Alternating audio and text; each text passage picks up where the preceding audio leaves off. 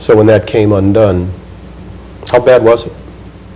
It was absolutely devastating. I was a wreck. I wasn't prepared to have to go through a separation, all of a sudden be living alone. I wanted the relationship back. I wanted the marriage back together. Faced with rejection by her spouse and intense public scrutiny, Christine Daniels, somewhat predictably, began to reconsider everything. She said, don't misunderstand. I know I'm a woman. I know that this is what I should be doing, but I can't stand it. I'm lonely. People want things from me. I don't know who to trust.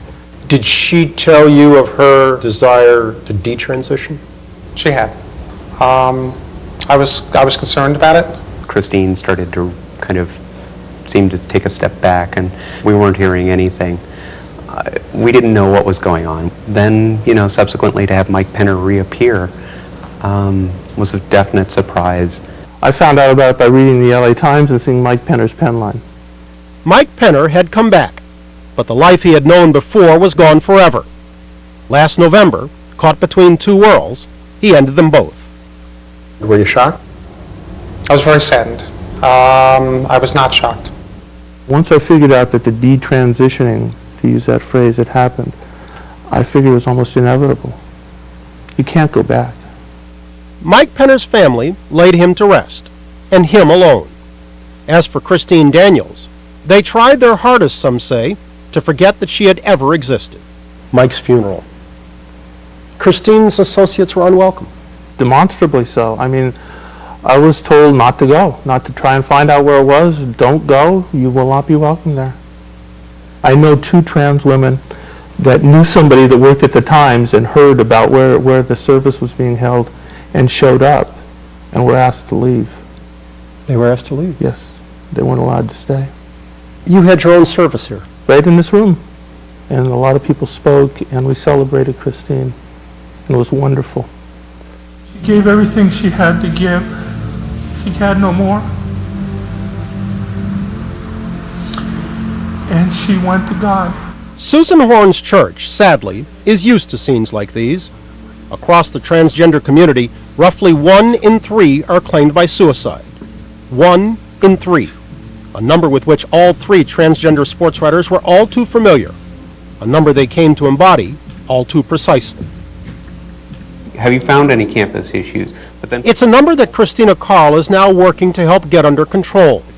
In her free time, she counsels other transgenders at a support center at her home of Chicago.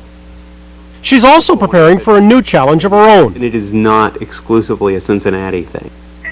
Recently elected into the Baseball Writers Association of America, she'll now be doing more old-school, on-the-scene reporting, away from the sanctuary of home. It's going to involve a lot more time in the locker room. So you're going to be exposed to a lot more people and they to you. Yeah. Do you expect anything? What are your expectations? I expect some people will be a little weirded out and some people are going to be totally cool, and I figure it's going to be very interesting, but it has to be done. As for Bobby Dittmeyer, she spends her days in New York City, a woman about town. But during one recent weekend, she was one of the boys again, reuniting with 5 of her oldest buddies for their 22nd annual board game baseball tournament. Strike out.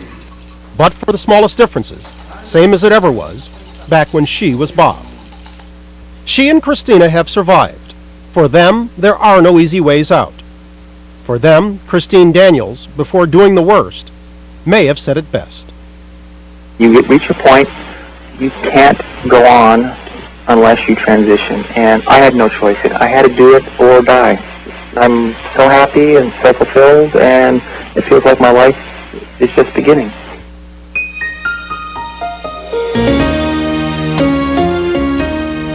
One postscript. Since every transition, like those affected by Bob, Chris, and Mike, is different, there are, as you might imagine, few reliable figures about just how many Americans have tried to change their gender. Some have no doubt tried to do so in secret, so hard numbers, they're out of the question.